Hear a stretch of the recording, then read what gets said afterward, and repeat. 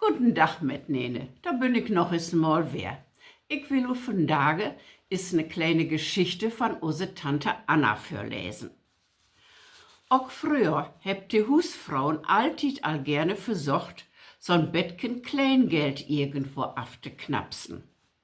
Mi Folder Kottens is, mine Tante Anna wär ihn. Apart erder, dat ich u die Geschichte von dat Kleingeld afknapsen vertell, will ich u erstes unsere Tante Anna vorstellen. Tante Anna was n Süster von unsere Mama und wohnte ob Land und wie mit unsere Familie in ne Stadt. Ich weet noch, als se Gott non Krieg wie us op Besuch quem, poxe ut ihre grote vollgepackte Reisetaske n grot Inmax-Glas voll gute Butter ut. Unsere Mama ihre Augen löchten hell up und sie was alland überschlagen, wo lange sie us 7 Kinder davon wallen Botteram schmieren kun.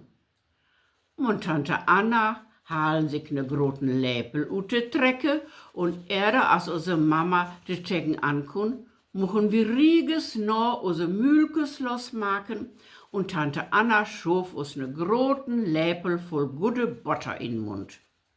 Ratzfatz was dat ganze Glas lörig.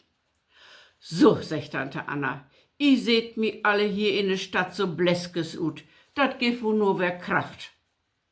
Ja, ja, sag unsere Mama, Anna, wat büsse doch ein verrückt Küken. Hoffentlich seht ihr Blagen noher nicht noch blasser ut, wann sit alle wer ut kotzt hebt. Diese kleine Geschichte für weg. Unsere Tante Anna, die was verhierat mit Onkel Jupp. Und sie wohnte later in Düsseldorf. Und Onkel Jupp was ja ne Rhienländer. Und Onkel Jupp, die nömen sie ne Frau immer minge best Anna. Und sie sag immer min Jöbsche, auf min Lewe Jöbsche. Und dat was beide Walfan hatte bedacht. Die beiden kunden finanziell keine groten Sprünge machen, damals die Tiden wassen schlecht und die Kinder kosten Geld. Aber sie wassen alltid beste frei. Als sie no so in die Jahre quem, was den grötzten Wunsch von Onkel Jupp ne Armbandühr. Sicher, sie hatten wohl ne Glocke in Stobben an der Wand hangen, aber ne Armbandühr für ihr Jübsche, dat hatte de noch nicht ansäten.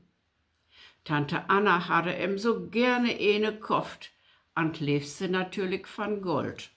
Aber sie wusste nicht, wo sie dat wat zustande kriegen soll. Doch quem ihr eines guten Tages den Tuffhalte passe. Als sie mit de volle Inkopstaske nach Hus quem, sag Onkel Jupp, biet utpacken ob den Köckendisk. Ach, Anna, wat hast du dich doch wieder abgeschleppt? Dat alles hat doch bestimmt wohl 40 Märker gekostet. Ja, sag Anna, heute kostet dat alles viel Geld.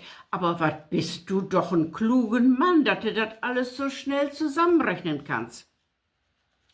Mon, dat ganze Grä hatte bloß 35 Mark kost.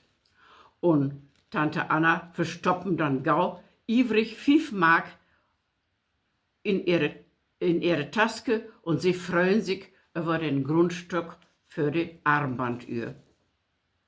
6 Wochen later hatte sich Anna ne neue Bluse gekauft. Abends moch Jupp dat neue Stück in Augenschien nehmen. Tante Anna puchen den Stoff und die Knöpkes, die dran satten, mächtig und lädt im Ron, wat der Bluse wohl kost hatte. Och, sag Jupp mit Kennerblick, dat is ein jutet Material, die hast du bestimmt nicht unter 50 Märker gekriegt. Ja, min liebe Jöbsche, sag Anna, als sie gau die Bluse wird binene voll. Gute Sachen kriegst von Tage auch nicht mehr für ein Appel und ein Ei. Pat nachher, als Jupp is eben uten Stomm gorn was, red sie eilig dat Preisschild mit den 19 Mark 95 af und verstoppen et in ihre Kitteltaske und die den Differenzbetrag in ihr Kästeken, wat sie sich zurechtgelegt hatte. Nu hatte sie all Bolle 35 Mark und sie quem so richtig in Fahrt. Jöbsche, sagt sie ein paar Wochen later, eigentlich muchst du doch auch weiß mal wer ne neuen Jas hebben.